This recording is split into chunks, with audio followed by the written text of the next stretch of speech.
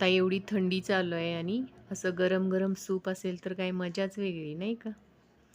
तर आपण आज बनवणार आहोत व्हेज मंचाव सूप. तर चला मग सुरुवात करूया. तर सुरुवातीला आपण व्हेजिटेबल स्टॉक तयार करून घेणार आहोत. त्यासाठी मी इथं भाज्यांचे वरचे साली घेतलेले आहेत. कांदा, कोबी आणि गाजर हे सगळं आपण धुवून घ्यायचं आहे. आता ह्यामध्ये पाणी घालून आपण 15 ते 20 मिनटं चांगलं शिजवून घेऊया. आता इथं आपलं शिजवून झालेलं आहे आणि व्हेजिटेबल स्टॉक तयार झालेला आहे. तर आपण तो आता गाळून घेऊया. आता हा तयार झालेला व्हेजिटेबल स्टॉक आपण सूपसाठी यूज करणार आहोत. आपण हा बाजूला ठेवूया. आता मी इथं भाज्या घेतलेल्या आहेत सगळ्या.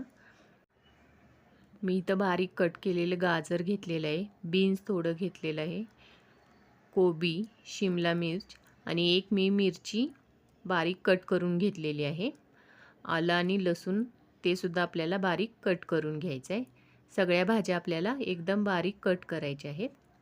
आता एका कढईमध्ये आपण 1 चमचा तेल घालून घेऊया आणि त्यामध्ये आलं लसूण बारीक कट केलेलं घालून घेऊया. हे आपल्याला 1 ते 2 मिनटं चांगलं भाजून घ्यायचं आहे.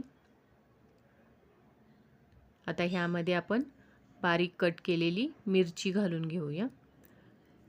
ही कमी तिखटवाली मिरची आहे त्यामुळे मी 1 घातलेली आहे. तुम्ही तुमच्या आवडीनुसार कमी जास्त करू शकता.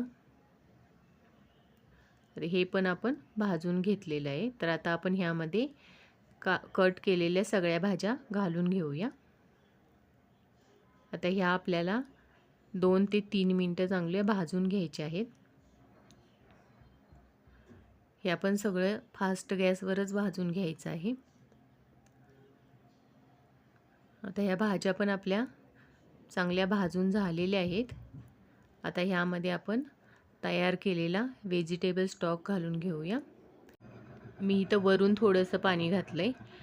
तुम्हाला आवडत असेल तर तुम्ही व्हेजिटेबल स्टॉकच जास्त वाढवू शकता. यामध्ये आपण 1 चमचा व्हिनेगर, 1 चमचा सोया सॉस घालणार आहोत. इथं तुम्ही काळी मिरी पावडरसुद्धा घालू शकता. मी इथं घातलेली नाही आहे.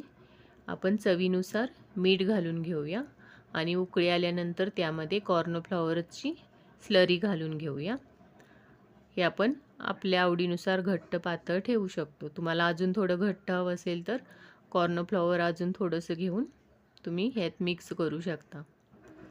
हे थोडंसं पातळच छान लागतं त्यामुळे मी पातळच ठेवलेलं आहे.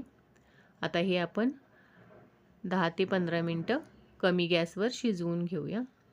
इथं आता आपलं 10 ते 15 मिनटं मी शिजवून घेतलेलं आहे. आता आपण गॅस बंद करून घेऊया आणि आपण हे सर्व करायला घेऊया. तुम्हाला माझी रेसिपी आवडली असल्यास लाईक, शेअर, कमेंट आणि सबस्क्राईब करा. थँक्यू.